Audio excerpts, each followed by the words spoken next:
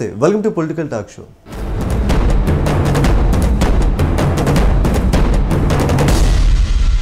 నమస్తే రావు గారు. నమస్తే అండి. రావు గారు, మోడీ ప్రభుత్వం ఇటు ఎన్నికల సందర్భంగా అన్ని పార్టీలు వారి ప్రచారాల్లో అలాగే బిజీగా ఉంటుంటే, మరోవైపు ఈ బీజేపీకి వ్యతిరేకంగా సుప్రీం తీర్పు, ఇతర కోర్టులకు సంబంధించిన తీర్పులన్నీ కూడా ప్రతికూలంగా వస్తున్నాయి. వీటిని ఎలా అర్థం చేసుకోవచ్చు? ఇవి ఏమైనా ఎఫెక్ట్గా చూపిస్తాయంటారు? నిజంగానే ఇటీవల కాలంలో సుప్రీంకోర్టులో వచ్చినవి, అలాగే ఎన్నికల సంఘం చెప్పిన 2-3 అంశాలు ఇవన్నీ కూడా మోడీ ప్రభుత్వానికి వ్యతిరేకంగా ఉన్నాయి. ఒక విధంగా మోడీ ప్రభుత్వాన్ని ఇబ్బందిలో పెట్టేవిగా కూడా ఉన్నాయి. అంతకుముందు ప్రభుత్వానికి సుప్రీంకోర్టుకు మధ్యలో కొంత ప్రచ్ఛన్న యుద్ధం జరిగింది. సీనియర్ న్యాయమూర్తులు విమర్శలు చేశారు, తర్వాత వచ్చిన వాళ్ళు కొంత సర్దుబాటు చేశారు. కోర్టు కొంత మెతక వైఖరి అనుసరిస్తూ ఉంది, అలాంటివి కూడా వచ్చాయి. కానీ శబరిమల అప్పటి నుంచి కనుక మొదలు పెడితే చాలా విషయాల్లో కోర్టు గట్టిగా నిలదొక్కుకోవడం, ప్రభుత్వం వాదనలు వీగిపోవడం జరుగుతుంది. అందులో కీలకమైనది రఫేల్ కుంభకోణం. రఫేల్ కుంభకోణాన్ని మేము జయప్రదంగా భూస్థాపితం చేశాము, ఎన్నికల్లో అది పెద్ద చర్చనీయాంశం కాబోదు అని మోడీ గారు భావించారు. బీజేపీ నాయకులు కూడా ఏవో అరకొర సమాధానాలతో పార్లమెంట్ ముగించారు.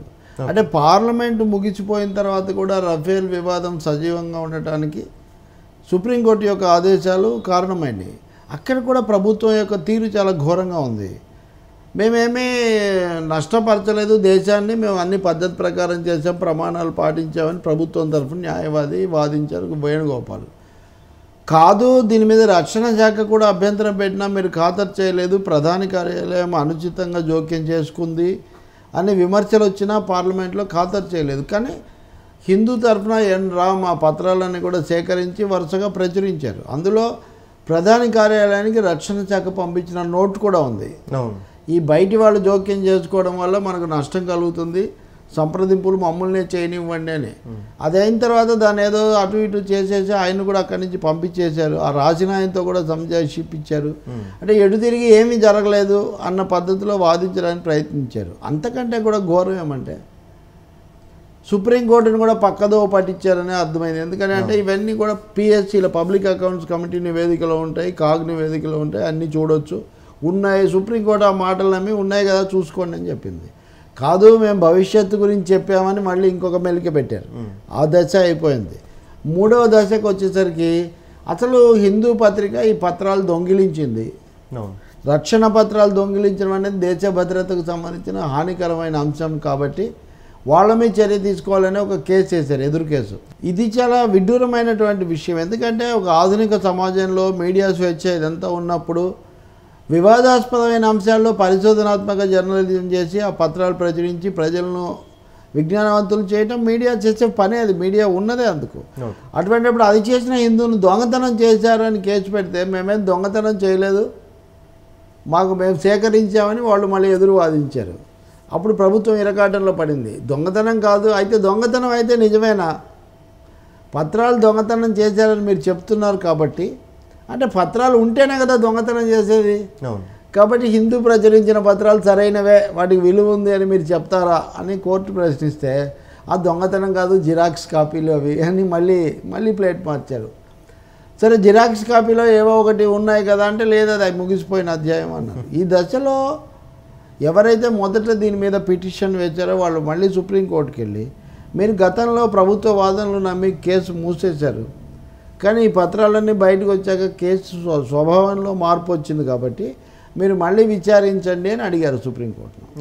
వాళ్ళు పరిశీలించడం మొదలుపెట్టారు. విచారించడానికి వీలు లేదు అని ప్రభుత్వం అడ్డుపడింది. విచారించడానికి వీలు లేదని అడ్డుపడడంలో చాలా దుర్బుద్ధి ఉంది కదా. ఎందుకు మీరు అడ్డుపడతారు? మీకు భయం ఎందుకు? ఒకవేళ తప్పు జరగకపోతే. బట్ రెండోసారి పార్లమెంట్ చర్చను దాటేసినప్పుడు తప్పు జరిగిందని ఇప్పుడు మళ్ళీ ప్రభుత్వం అలా ఉంది. అప్పుడు సుప్రీంకోర్టు చాలా కీలకమైన తీర్పు ఇచ్చారు వాళ్ళు. ఈ పత్రాలు బయటపడిన వెలుగులో, in the light of this new disclosures we are reopening the case. మేము కేసు మళ్ళీ వింటాము. వాళ్ళేం తీర్పు చెప్పట్లేదు, వింటాము, వాదోపవాదాలు వింటాము అని చెప్పారు. అయితే ఆ పత్రాలు దొంగతనమా ఏదైనా సరే పత్రాలు ఉన్నాయి కదా, ఉన్నాయి కాబట్టి మేము విచారిస్తామన్నారు. ఇది మీడియా స్వేచ్ఛకు సంబంధించిన ఒక విషయము. అమెరికాలో కూడా 1967లో న్యూయార్క్ టైమ్స్ పత్రిక పెంటగాన్ అంటే అమెరికన్ సైనిక దళాల కేంద్ర కార్యాలయం పెంటగాన్ పేపర్స్ అనేవి ప్రచురించింది సేకరించి. దీని మీద పెద్ద దుమారం వచ్చింది, సైనిక రహస్యాలను పత్రిక బ్రేక్ చేసిందని. ఆమె చాలా గట్టిగా వాదించి దీన్ని మా హక్కు, మేము ప్రజలకు తెలియజేస్తామని. చివరకు సుప్రీంకోర్టులో ఆయన హ్యూగో అనే జడ్జి పత్రికనే సమర్థించారు. ప్రపంచ పత్రికా చరిత్రలో అదొక మైలురాయి లాంటి తీర్పు. సుప్రీంకోర్టు ఆ తీర్పును కూడా ఉటంకించింది. కాబట్టి హిందూను వేయొచ్చు, మీరు వాటి మీద సమాధానం చెప్పండి అని చెప్పింది. రామ్ కూడా ఇది చాలా చారిత్రాత్మకమైన విషయం అని, మనమంతా ఎన్నికల గొడవలో ఉండడం వల్ల దేశంలో కానీ రాష్ట్రంలో కానీ వీటి గురించి మనం పెద్దగా చెప్పుకోలేదు. కానీ ఇప్పుడు పాలకులు తెలుగు రాష్ట్రాల్లో కానీ కేంద్రంలో మోడీ కానీ మీడియా సంస్థల మీద, కార్టూనిస్టుల మీద, రచయితల మీద, సినిమాల మీద, మేధావుల మీద దాడులు చేస్తున్నటువంటి ఈ తరుణంలో సుప్రీంకోర్టు కీలకమైన ఆదేశం మీడియా స్వేచ్ఛను కాపాడాలని దీన్ని అందరూ కూడా స్వాగతించారు. ఇప్పుడు ఆ కేసు తిరగదోడిన తర్వాత ఎవరేం చెప్తారు, మళ్ళీ ప్రభుత్వం కోర్టు ఏం అంతిమంగా చెప్తుంది మనం చూడొచ్చు. ఏదైనా రఫేల్ అనేది మోడీ ప్రభుత్వాన్ని వెంటాడుతూనే ఉంది. కోర్టులో అది చర్చకు ఉన్నంత వరకు ఎన్నికల ప్రచారంలో కూడా దాని మీద ఆయన జవాబు చెప్పాల్సిన స్థితిలో పడతాడు. కొత్త కొత్త సాక్ష్యాలు, కొత్త కొత్త సత్యాలు బయటికి వస్తున్నాయి. ఒకవేళ ఇదే మోడీ రాజకీయంగా దెబ్బతినడానికి దారి తీసినా మనమేం ఆశ్చర్యపోవాల్సిన అవసరం లేదు. ఓకే, అంటే ఒక రఫేలేనే కాదండి, చాలా అంశాలు ఇప్పుడు సుప్రీం తీర్పులో మనకు కనిపిస్తున్నాయి, మోడీ ప్రభుత్వానికి ఆపోజిట్గా వస్తున్నాయి. ఇవన్నీ ప్రభుత్వంపై లేకపోతే ఈ రానున్న ఎన్నికల్లో ఓటర్లపై ప్రభావం కనిపిస్తుందంటారా? ఎన్నికలకు సంబంధించి కీలకమైనది electoral bonds. Okay, electoral bonds అనేవి బీజేపీ ప్రభుత్వం ప్రవేశపెట్టింది. అది కూడా దానికోసం ఏమి రాజ్యాంగ సవరణ చేయలేదు, చట్టాన్ని మార్చలేదు. ప్రతిదాన్ని ఫైనాన్స్ బిల్, ద్రవ్య బిల్లు అని పేరు పెట్టి లోక్సభలో ఆమోదించుకోవటం ఒక పరిపాటిగా రివాజులాగా మారింది. అరుణ్ జైట్లీ ఒక బడ్జెట్లో ఎలక్టరల్ బాండ్స్ అని ప్రవేశపెట్టారు. అది వరకు ఒక కార్పొరేట్ సంస్థ తనకు వచ్చిన లాభాల్లో 7-8% వరకు రాజకీయ పార్టీలకు విరాళం ఇవ్వచ్చు అని ఒక నిబంధన ఉంది. కానీ అది కూడా పారదర్శకంగా ఇవ్వాలి. కానీ ఎలక్టరల్ బాండ్స్ అని తీసుకొని వచ్చి ఒకప్పుడు బేరర్ బాండ్స్, కిసాన్ బాండ్స్ ఇట్లా అన్నట్టుగా ఈ బాండ్స్ ఎవరైనా కొనుక్కోవచ్చు, ఎవరికైనా ఇవ్వచ్చు. ఎవరు కొన్నారు, ఎవరికి ఇచ్చారని బయట పెట్టాల్సిన అవసరం లేదు అన్నది దీంట్లో ఉన్న కీలకమైన రహస్యం. ఓకే, ఇప్పటికే కార్పొరేట్ డొనేషన్స్లో విరాళాల్లో 90% బీజేపీకి వెళ్తున్నాయి తెలిసి. అందుకనే అదానీలు, అంబానీలు అందరూ మోడీ గారిని మోస్తూ ఉంటారు, బలపరుస్తూ ఉంటారు. ఇప్పుడు ఎలక్టరల్ బాండ్స్ అన్న తర్వాత అసలు పరోక్ష పద్ధతి, ఇక్కడ పేరు కూడా చెప్పాల్సిన అవసరం లేదు, పారదర్శకత అవసరం లేదు. కాబట్టి ఎన్నికల బాండ్లు అన్నవి పారదర్శకత పేరుతో అవినీతిని ప్రోత్సహిస్తాయని ప్రతిపక్షాలు తీవ్రంగా విమర్శ చేశాయి. దీని మీద ఏడీఆర్ తరఫున సుప్రీంకోర్టులో కేసు వేశారు. సిపిఎం ప్రధాన కార్యదర్శి సీతారాం యేచూరి కూడా ఈ కేసులో తను కూడా ఒక వాదిగా చేరారు. ఇవన్నీ అయినా కానీ ప్రభుత్వం మటుకు ఎన్నికల సంఘం అభిప్రాయం అడిగింది.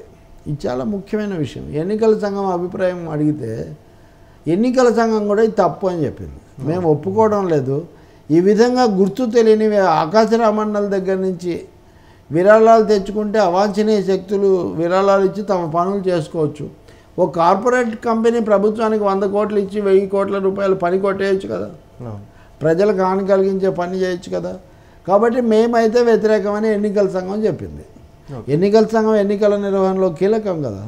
కాబట్టి ఎన్నికల సంఘం ఇలా చెప్పిన తర్వాత ప్రభుత్వం తీవ్రమైన ఇరకాటంలో పడింది. అయినా వాదించింది, లేదు ఇది చాలా ట్రాన్స్పరెన్సీ పెరుగుతుంది, అన్ని వివరాలు ఇక్కడ ప్రభుత్వం దగ్గర ఉంటాయి, తగు సమయంలో చెప్తాము, మేము బయట పెట్టక్కర్లేదు, పెడితే చాలా అవాంఛనీయ ఫలితాలు కలుగుతాయని. అప్పుడు కోర్టు ఏ పార్టీలు ఎవరి దగ్గర బాండ్లు తీసుకున్నారో ఆ విషయాలు మాకు చెప్పండి అన్నారు. అంతే వాళ్ళు అన్నది. వాడేమి బీజేపీని ప్రత్యేకించి అనలేదు, రాజకీయ పార్టీలకు ఎవరెవరి దగ్గర నుంచి ఎన్ని బాండ్లు ఎంతకు వచ్చాయో మాకు చెప్పండి అన్నారు. అనగానే బీజేపీ గొంతులో వెలక్కాయపడింది. ఎందుకంటే 95% బాండ్లు వాళ్ళకే వచ్చాయి. ఎందుకు వచ్చాయి? ఈ దేశంలో ఇన్ని రాజకీయ పార్టీలు, జాతీయ పార్టీలు, ప్రాంతీయ పార్టీలు ఉంటే ఒక్క బీజేపీకే ఎందుకు ఇస్తున్నారంటే ఇచ్చే వాళ్ళకు తప్పకుండా ఏదో లబ్ధి చేకూరుస్తున్నారు కాబట్టి, వీళ్ళకు వాళ్ళకి ఏదో బాధరాయని సంబంధం ఉంది కాబట్టి అనే అంశం స్పష్టమైపోయింది. అందుకని ఈ ఆదేశం బీజేపీకి వ్యతిరేకమైంది, బీజేపీకి చెంపపెట్టు లాంటిది అనేది తేలిపోయింది. రఫేల్ తర్వాత ఇది రెండోది. మూడోది అయోధ్య. బీజేపీ ఎన్నికల ప్రణాళిక మీరు చూస్తే కాశ్మీర్లో 370 రద్దు, అయోధ్యలో రామమందిరం, మూడోది ఇట్లాంటి అంశాలు అంటే భావోద్వేగాలకు, మత సంబంధాలకు ప్రభావితం చేసే వాళ్ళు ఎక్కువగా పెట్టారు.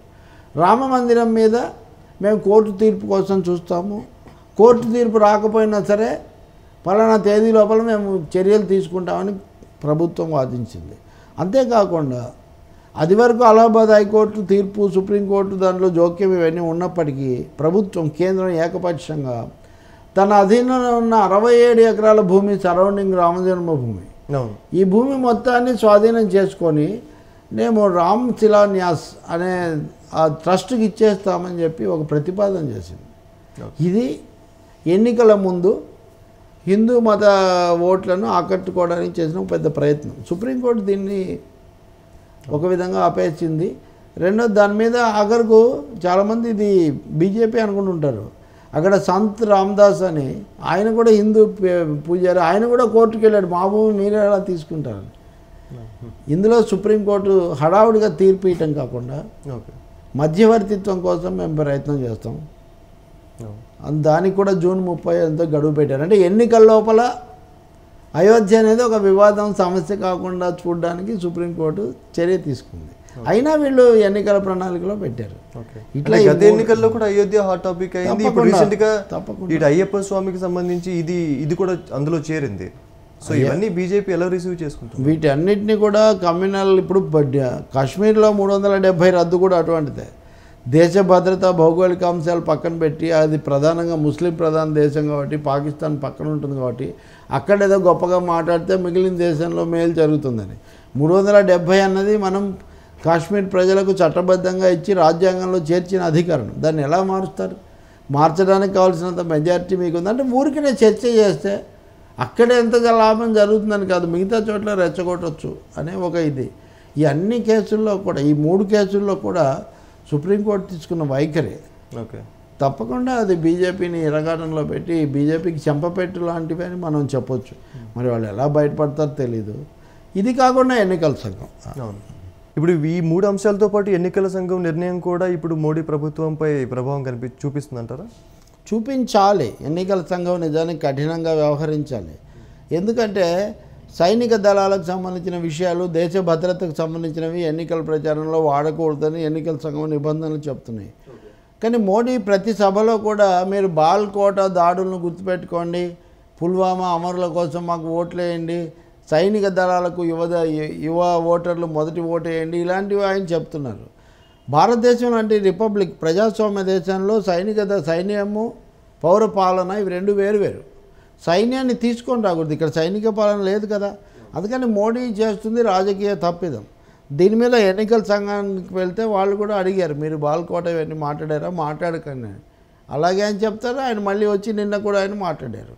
దీని మీద 2 జరిగాయి. ఒకటేమో సిపిఎం వాళ్ళు మళ్ళీ ఉత్తరం రాశారు, రెండోది ఎన్నికల కాంగ్రెస్ వాళ్ళు కూడా ఒకటి చెప్పారు, మీరు చెప్తూనే ఉన్నారు, ఆయన మాట్లాడుతూనే ఉన్నాడు, కాబట్టి మీరు ఏం చేస్తారంటే ఒకసారి ఉల్లంఘిస్తే 1 రోజు ప్రచారం నుంచి బహిష్కరించడం, 2 సార్లు ఉల్లంఘిస్తే 2 రోజులు ప్రచారం ఆపేయడం, 3 రోజులు అలా మీరు చేసి క్రియాశీలంగా ఏదైనా చర్య తీసుకోకపోతే ఇది ఆగే విషయం కాదని చెప్పారు.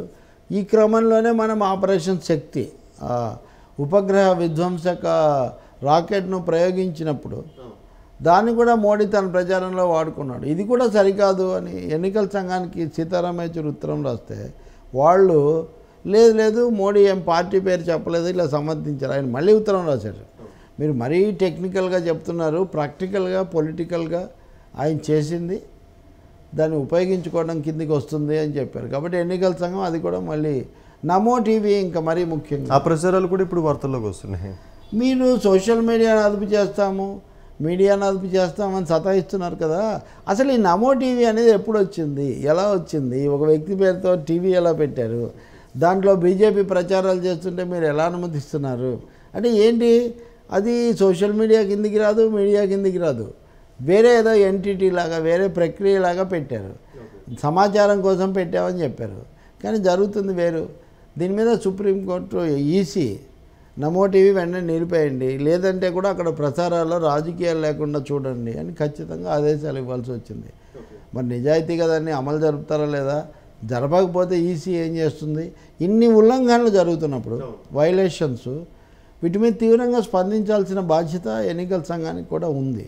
అసలు ఈ అడగడమే బీజేపీ వాళ్ళకు మింగుడు పడడం లేదు.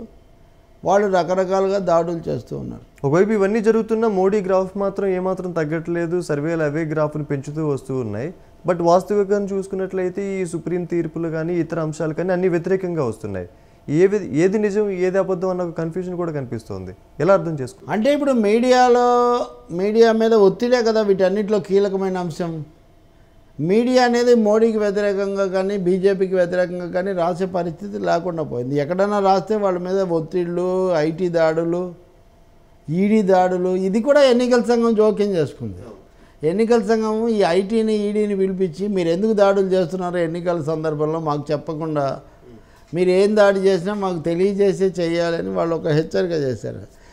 వీటిని ఉపయోగించుకొని కేంద్రం మీడియా సంస్థలన్నింటికీ ఏవో వ్యాపారాలు ఉంటాయి కాబట్టి ఆ వ్యాపారాల మీద దాడులు చేయటం, వాళ్ళ మీద కేసులు పెట్టడం, దాంతో వాళ్ళు ఒక అడుగు వెనక్కి వేయటం అని అందరూ ఫాల్ ఇన్ లైన్ లాగా నమో అంటే నమో, నమో అంటే నమో అని అనాలని ఒక పరిస్థితి కల్పించారు. దీన్ని ఎక్స్టెన్షనే ఆంధ్రప్రదేశ్లో కానీ తెలంగాణలో కానీ కూడా పూర్తిగా ఏకపక్షంగా వైసీపీకి, టీఆర్ఎస్కు, జాతీయ మీడియా, రాష్ట్ర మీడియా కాదు, తెలుగు మీడియా కాదు, ఈ పరిస్థితి అంతా వచ్చింది. దీన్ని నియంత్రించాల్సిన అవసరం ఉంది. ప్రజాస్వామికంగా వెళ్లాల్సినటువంటి అవసరం కూడా చాలా ఉంది. మోడీ ప్రభుత్వానికి కనుక నిజంగా ఆ ప్రజాస్వామిక విలువలు, గౌరవం ఉంటే ఇన్నిసార్లు ఆంక్షలు, అక్షింతలు పడ్డాయి కాబట్టి ఆ ధోరణిని సవరించుకోవాలి. ఇవి మాత్రం గెలిపించలేవండి ఎవరిని. మీరు ఒక ప్రసారం చేసుకున్నంత మాత్రాన అయితే ఎలక్షన్ కమిషన్ పై కూడా ఆరోపణలు పెరుగుతూ వస్తున్నాయి. ఇప్పటికి ఈవీఎంలకు సంబంధించి లేకపోతే ఇతర అంశాలకు సంబంధించి ప్రతి ఎన్నికల్లో ఆరోపణలు ఎదుర్కొంటోంది. మరి ఇటు మోడీ విషయంలో కూడా నిర్ణయాలు తీసుకోవడంలో ఒక అడుగు వెనక్కి వేస్తూ వస్తుంది. మరి ఇవన్నీ దేనికి ఫైనల్గా ప్రజలే నష్టపోతున్నారు కదా. కరెక్ట్. ఎన్నికల సంఘము గుజరాత్లో శాసనసభ ఎన్నికలు ప్రకటించినప్పటి నుంచి కూడా అనేక సందర్భాల్లో మోడీ ప్రభుత్వం పట్ల లేదా బీజేపీ రాజకీయ వైఖరికి అనుగుణంగా నిర్ణయాలు తీసుకుంటుందన్న విమర్శ చాలా తీవ్రంగా ఉంది. అది ఇప్పటికి కూడా కొనసాగుతుంది. దాన్ని వాళ్ళు ఇంకా ఏం సవరించుకోలేదు. మీడియాలో రావడం వల్ల, ప్రతిపక్షాలు దాడి చేయడం వల్ల తప్పనిసరి ఇలాంటి అవే ఇంత తీవ్రంగా ఉన్నాయి. నిజంగా పూర్తి స్వేచ్ఛ ఉండి ఎన్నికల సంఘం వ్యవహరిస్తే ఇంకెట్లా ఉంటుందో మీరు అది ఊహించవచ్చు. కానీ ఎన్నికల సంఘం ఇలా ఉపేక్షించడము, వాళ్ళని అనుమతించడం మటుకు మంచి పని కాదు. తప్పకుండా అధికారంలో ఉన్న పార్టీలైనా ప్రతిపక్ష పార్టీలైనా ఒకటే విధమైన కొలబద్దతో అదుపు చేయాల్సిన అవసరం ఉంది. లేకపోతే మొదటి దశ ఎన్నికలు అయిపోయాయండి. 91, కాశ్మీర్లో ఒకటి, త్రిపురలో ఒకటి అలా చేశారు. ఎక్కడెక్కడ బీజేపీకి వ్యతిరేకత ఉంటుందో అక్కడంతా కూడా ఎక్కువ రోజులు ఎన్నికలు పెట్టారు. బీజేపీకి అస్సలు అవకాశం లేదనుకున్న ఆంధ్ర, తెలంగాణ ఇట్లాంటి చోట మటుకు మొదటి దశలోనే ముగించేశారు.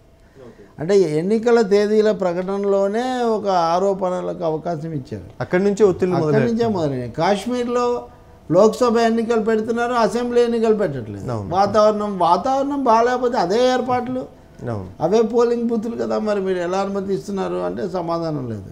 బెంగాల్లో 7 దఫాలుగా పెట్టారు. 42 సీట్లకు 7 దఫాలుగా పోలింగ్. ఒక్క రాష్ట్రంలో 7 దఫాలు పోలింగ్ ఎప్పుడు లేదు. త్రిపురలో ఉన్నది 2 సీట్లే, రెండిట్లో 2 సార్లు పెడుతున్నారు. ఇవన్నీ కూడా ఉద్దేశపూర్వకంగా పాలక పార్టీకి అనుకూలంగా ఉండేట్టు ఎన్నికల సంఘం చేస్తున్న పనులన్నీ తీవ్రమైన ఆరోపణలు. వీటిని మరి ఎలా సవరించుకుంటారు? ఇప్పుడు అసెంబ్లీ ఎన్నికలు కూడా ఉన్న ఆంధ్రప్రదేశ్ లాంటి వాటిని మొదటి రౌండ్లో లాగవతలు పడేశారు. ఎందుకు? తగిన సమయం ఇవ్వకూడదు అన్నట్టుగా. వాళ్ళకు తెలుసు అవతల వాళ్ళకి సమాచారం ఉంది, ఇవతల వాళ్ళకి సమాచారం లేదు. అదే ఇక్కడ ఫిర్యాదు. ఇవన్నీ ఎన్నికల సంఘం ఇలా చేసుకుంటూ. కానీ ఈ ప్రచారాల్లో కూడా ప్రజల అవసరాలు మేనిఫెస్టోలోకి రావాలి. ముఖ్యంగా దేశవ్యాప్తంగా నిరుద్యోగ సమస్య ఉంది, అలాగే రైతులకు సంబంధించి ఇంకా ఇబ్బందులు కొనసాగుతూ ఉన్నాయి. ఇవన్నీ పోయి అలాగే అవినీతి కుంభకోణాలు, రఫేల్ అని ఇతర అంశాలు కూడా, అవి కూడా ఏవి ప్రచారంలో రాకుండా కేవలం ఏదో ఎవరి గెలుపు కోసం వాళ్ళు ప్రయత్నించడం అనేది మాత్రమే జరుగుతోంది. ఇదే కంటిన్యూ అయితే ఇంకా అభివృద్ధి అనేది ఎక్కడికి, దేశాభివృద్ధి ఇంకా జరుగుతూనే ఉంటుంది అంటారా? నిరుద్యోగానికి సంబంధించి ఘోరమైన పరిస్థితి ఉంది. ఏటా 2 కోట్లన్నా మోడీ గారు మొత్తం కలిపి 2,20,000 లక్షలు కూడా ఇవ్వలేదని ఫిర్యాదులు ఉన్నాయి.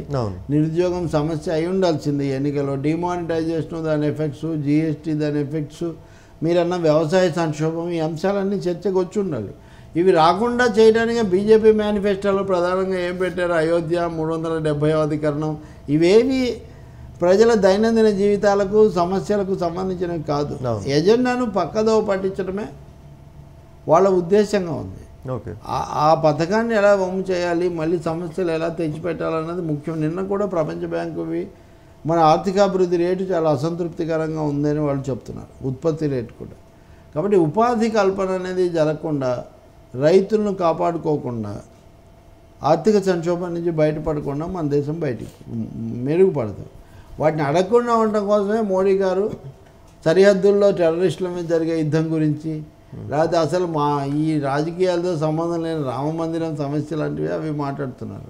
భావోద్వేగ సంబంధమైన ఎమోషనల్, రిలీజియస్, కమ్యూనల్ ఇష్యూస్ మీద టెంపో బిల్డప్ చేయడానికి ప్రయత్నిస్తున్నారు.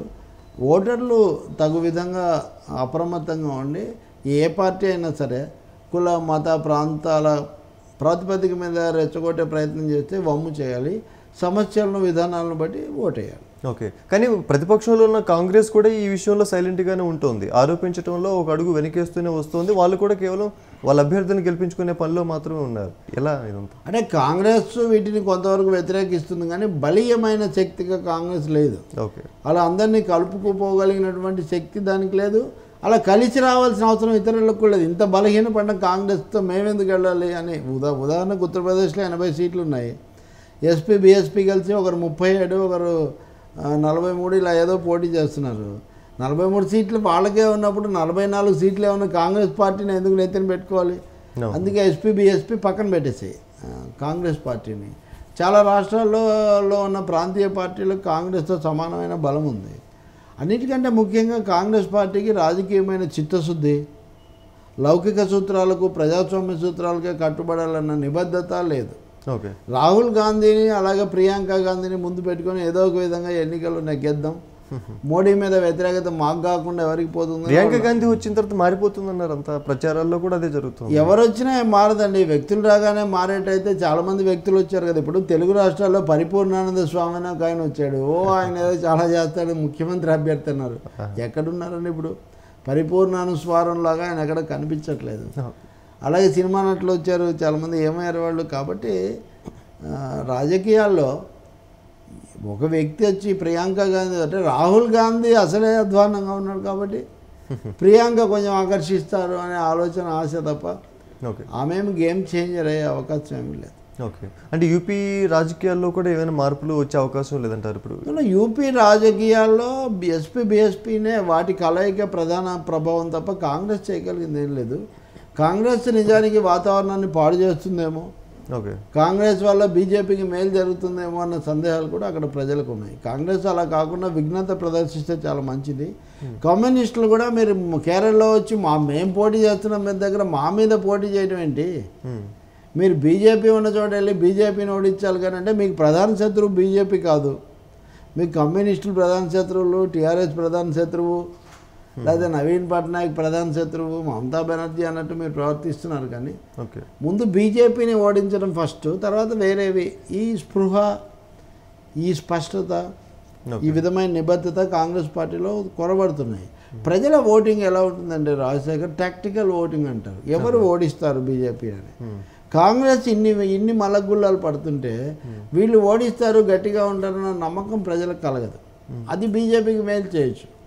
అందుకనే కాంగ్రెస్ తన విధానాలను సమీక్షించుకోవాల్సిన, సరి చేసుకోవాల్సిన అవసరం చాలా ఎక్కువగా ఉంది. అనేక కుంభకోణాలతో, అనేక అవకాశవాదాలతో కాంగ్రెస్ అంటేనే జనంలో ఒక దశలో విముఖత, జుగుప్స ఏర్పడ్డాయి.